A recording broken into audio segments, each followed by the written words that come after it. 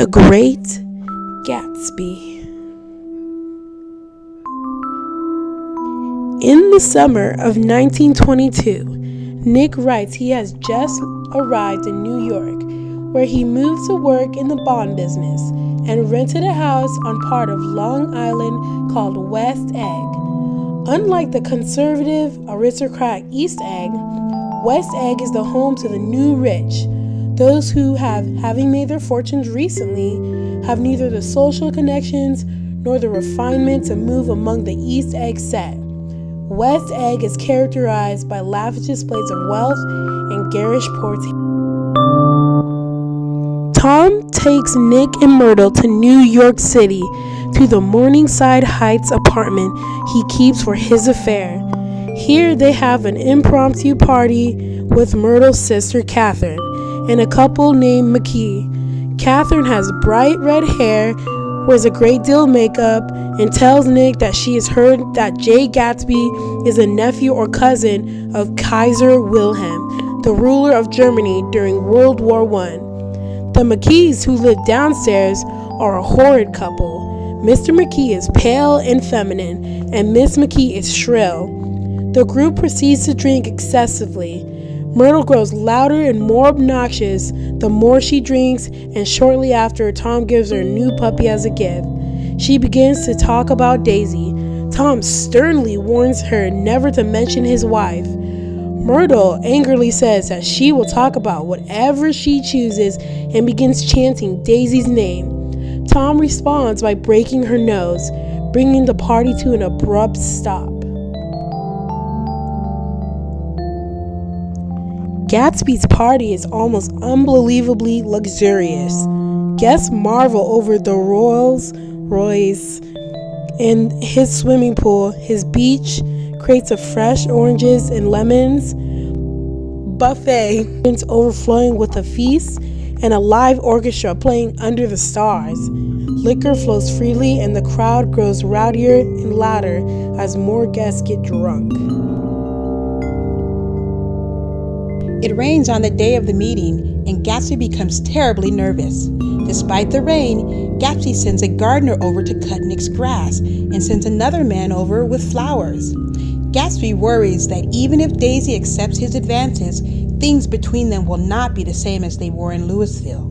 Daisy arrives, but when Nick brings her into the house, he finds that Gatsby has suddenly disappeared. There is a knock at the door. Gatsby enters, having been outside in the rain. Shortly after, Gatsby invites Nick and Daisy over to his house, where he shows them his possessions. Daisy is overwhelmed by the luxurious lifestyle. When he shows her his extensive collection of English shirts, she begins to cry. Gatsby tells Daisy about his long nights spent outside, staring at the green light at the end of her dock, dreaming about their future happiness. The following Saturday night, Tom and Daisy go to a party at Gatsby's house. Though Tom has no interest in the party, his dislike for Gatsby causes him to want to keep an eye on Daisy.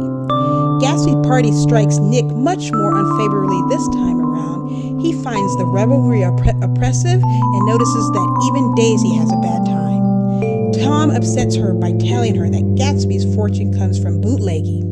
She angrily replies that Gatsby's wealth comes from a chain of drugstores that he owns. Driving back to Long Island, Nick, Tom, and Jordan discover a frightening scene on the border of the Valley of Ashes. Someone has been fatally hit by an automobile.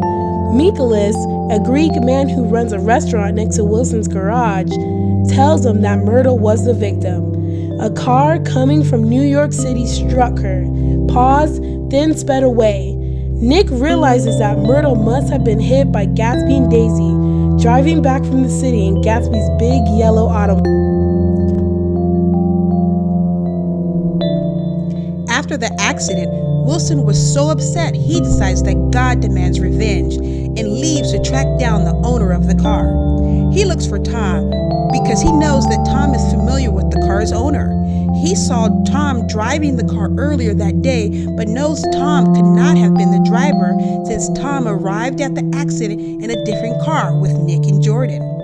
Wilson eventually goes to Gatsby's house, where he finds finds Gatsby lying on an air mattress in the pool, floating in the water and looking up at the sky. Wilson shoots Gatsby, killing him instantly, then shoots himself. Writing 2 years after Gatsby's death, Nick describes the events that surround the funeral. Swarms of reporters, journalists, and gossip mongers descend on the mansion in the aftermath of the murder.